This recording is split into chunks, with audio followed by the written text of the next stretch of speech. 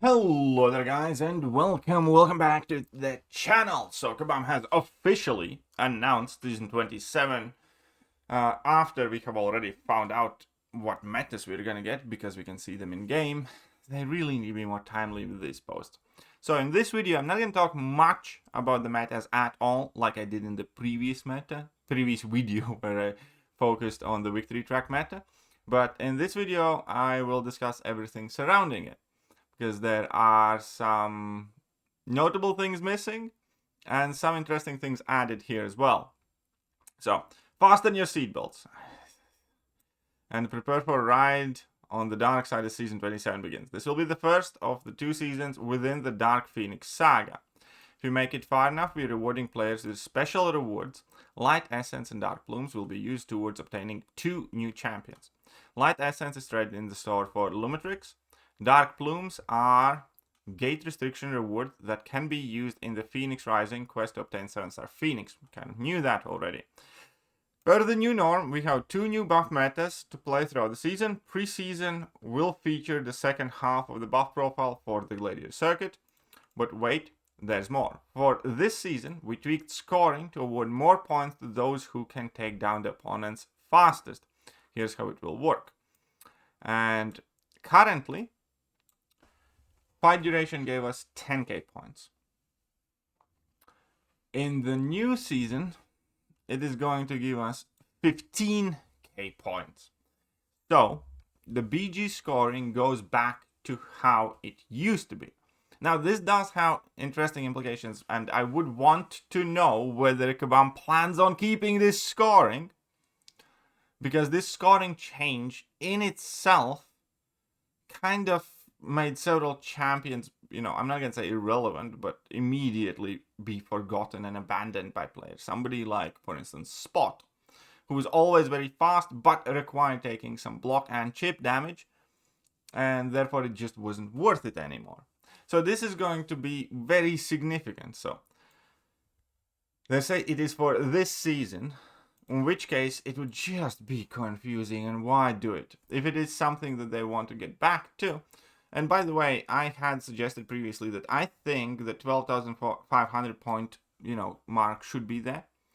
But now even more so, speed will be the crucial factor. So you can take a look at some champions, who will be significantly impacted by this, as I already mentioned, Spot being one of them. But obviously this also detrimentally impacts some of the more utility-based champions who are not necessarily the fastest, but do the job very, very well. For instance, it's unquestionable that somebody like Photon, who's typically considered to be very, very safe attacker, because she's very good at, Enchantress fight, for instance, but she's not the fastest, Silk and a handful of other champs can do it faster. And this is good for some champions, it's going to be bad for some others. This is, devastating, for instance, for Mr. Sinister, because his claim to fame is finishing the fights with full health. So, he's not the fastest, but he finished with full health, and that's going to be significantly less valuable now. It's definitely going to be interesting to see this. Now, the dates, obviously, we know that the preseason starts today. Regular season will start next Wednesday on 26th, and Gladiator Circuit metas change. Weeks 3 and 4 start on April the 9th. So the preseason victory track I already broke down in a different video, but stunning performance whenever mutant attacker parry stun is purified, cleansed or prevented due to ability accuracy. They instead inflict stun passive for 3 seconds, unaffected by ability accuracy. If the attacker activates special attack while the stun is active, pause it, and the attacker gains 300% attack rating for the duration of the special attack. So mutants are going to be nukes. They're going to be very fast.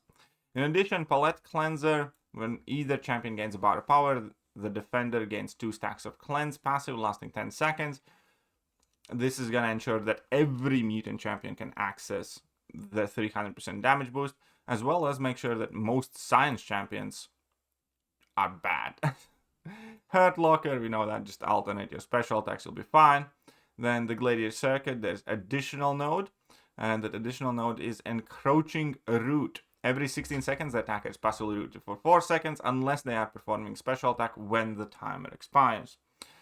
So other than that, it's going to be the same as in a victory track for the first couple of weeks.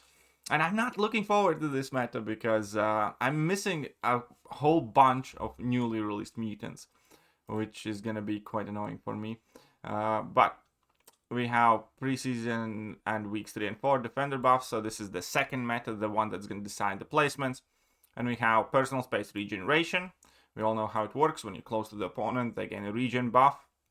When you're far away from the opponent, they do fall off. We also have enhanced recovery, making all regen more potent, so there's going to be a lot of regeneration happening, as well as root or be rooted. So every 12 seconds, the attacker gets passively rooted for 5 seconds. If the attacker is far away from the defender when this triggers, the defender gets passively rooted instead. And when you get rooted, you also get special locked for 3 seconds. Right. Rewards, where light essence can be found. And effectively, 1 light essence when you reach Gladius Circuit, 1 light essence when you reach Celestial 5, 3 light essences when you reach Celestial 4. I assume these are going to be in the season rewards for most part. 6 light essence when you reach C3, 6 light essence when you reach C2, and 12 light essence when you reach C1. Dark plumes can be found when you reach Gladius Circuit. Upon completing Vibranium 1 and reaching Gladius Circuit, you will receive Gwenpool's Fist Bump. So there you go. Any other rewards updates? Nope. Do we get a BG store update? Nope. Do we get a solo event update? Nope. An alliance event update? Nope. I knew it. I just knew it. So they have time to mess around with the scoring system, and their extra plumes and essences and whatnot. But they can't have time to actually,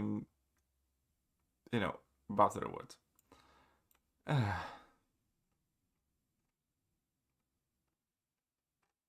Sad. I really don't like what Kabam's doing to the game.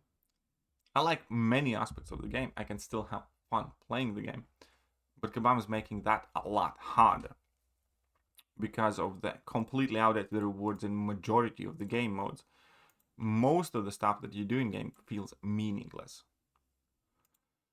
That said, the big change here is definitely going to be the scoring update. And again, I want to know whether that's permanent or not. That's so important. And it says here for this season, but for next one, how it works. And, this is the type of thing that needs a bigger breakdown. This is the type of thing where Kabam should have made a separate post instead of "we're hearing you," more in lines of "we're thinking of adjusting the scoring system for next season only," and then see, or for the future, or these are the reasons why we're doing it, so on and so forth.